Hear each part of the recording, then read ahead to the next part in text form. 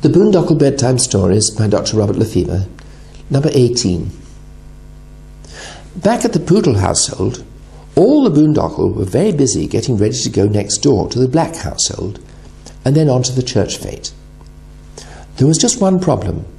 They hadn't got any money, because Boondokl never do have any money.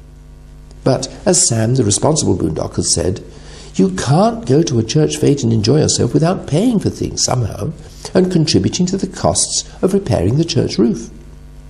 They knew that both the children, Henry and Beatrice, had money boxes, but that would be stealing if they were to take money from there. They also knew where the safe was, in the parents' bedroom, and Robin was quite sure that he knew how to open it.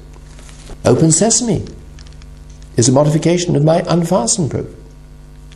No, no, no, no, said all the other Boondokl. I didn't really mean it, said Robin. Then you shouldn't have said it, said Sam righteously. You're setting a bad example to the younger Boondokl. Nuts, said Robin, and then tried to make it look as if he was asking for some nuts to eat, rather than making any comment on what Sam had said. I know, said Jemima, the clever Boondokl. Money always falls out of people's pockets and gets stuck behind the cushions on the sofas and chairs. That wouldn't be stealing if we were to collect it up, because people have lost it already, and all we'd be doing is finding it. Sam thought long and hard about this. He always did on questions of morality. On balance, he accepted Jemima's idea, partly because nobody had any better ideas. So off they all went into the sitting room, and they pulled off all the cushions from the sofas and chairs. Sure enough, there were lots of coins. A treasure trove. When they counted it all up, they had 6 £1 coins, 2 50-pence coins, 3 20-pence coins, 8 10-pence coins, 3 5-pence coins, 6 2-pence coins, and 3 1-penny coins. Gosh, said Phoebe, the gentle Boondokl. That's a lot of money. £8.70 to be precise, said Jemima. Oh, gosh, that's clever of you, said Sam appreciatively. Are you sure it's not stealing? Asked Chloe nervously. I don't think so, said Sam, but he was not altogether sure. Perhaps we could put it back if we don't spend it, and it's all in a good cause. Which of course makes it all right, said Robin, who enjoyed teasing Sam when he felt that Sam was having difficulty working out what was the right thing to do. Robin and his cousin Charlie from next door had no difficulty working out what the right thing to do might be, and then they usually did the opposite. Not really bad things, but naughty things. The Boondokl put all the cushions back so that nobody could see that anything had been disturbed, and then they all got ready to go next door to the Black household. Robin prepared the Go Home program on his computer so as to make sure that the cat wouldn't disturb them, and then they all trailed down the garden, through the hole in the fence, and then up the other garden, accompanied, of course, by Allie, who'd come to meet them. Well, hello! I love seeing all my cousins, she said happily. Have you brought anything to eat? Oh, no, we forgot that, said Sam, suddenly feeling very responsible that he'd let the side down.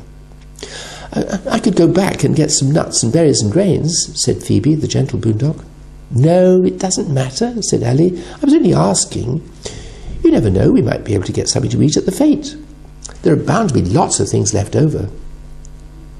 With that settled, the only other thing to do was for Allie and Charlie and Alice to raid the sofas and chairs in the Black household. They came up with a total of only £2.38, which wasn't very much. Mrs. Black looks after her money, said Allie. She respects it. You can be sure that these coins didn't come from her. They must have come from visitors, said Alice. Well, that's all right then, said Charlie, with his special fearful grin, because it means that we're not taking the money from anybody we know. I'm not sure that that's a very good moral principle, said Sam. Maybe not, said Charlie, and he grinned his fearful grin again, showing everybody that he isn't really bad, just naughty. Anyway, while all this had been going on, Mrs. Black and her children, H and Kelly, had solved the problem of how to get 8 Boondokl into the church fete without anybody noticing. They could get 3 wicker hampers, and they could put the boondokl in the underneath section and then put food in the top tray of each hamper. "Come along, everybody," said Mrs. Arlette Black, the great boondok. "It's time to go now." The 3 wicker hampers were opened. The boondokl got into the bottom sections. H and Kelly put in trays on top of them, and then Mrs. Black put in some biscuits and some small cakes and chocolates and jelly babies for the humans and some nuts and berries and grains for the boondokl. Then they strapped up the wicker hampers and carried them out to the car. "Whee!" said all the boondokl except Chloe, the youngest and most nervous boondok, who said, "Whoa!" "It's all right, Chloe," said Sam comfortingly.